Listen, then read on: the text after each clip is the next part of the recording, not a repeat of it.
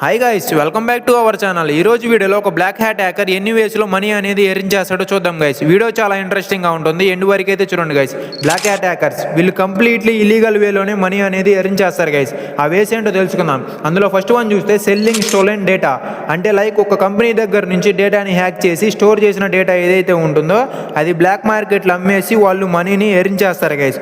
So ఇది మనకి first way అనమాట. ఇంకొక వే చూస్తే క్రియేటింగ్ ర్యాన్సమ్వేర్స్ ఆన్ అదర్ మాల్వేర్స్. అంటే లైక్ ర్యాన్సమ్వేర్ అటాక్ చేసేసి మనీ ఎర్న్ చేస్తారు గైస్. లైక్ ఏదైనా మాల్వేర్ని క్రియేట్ చేసేసి అది ఆపోజిట్ టార్గెట్ సిస్టమ్స్ ఏవైతే యూజర్స్ ఉంటారో సో వాళ్ళ యొక్క సిస్టమ్స్లో అయితే ఇంజెక్ట్ చేస్తారు గైస్. సో ఈ విధంగా మనకి ర్యాన్సమ్వేర్ అటాక్ చేసేసి మనీ అయితే ఎర్న్ చేస్తారు గైస్.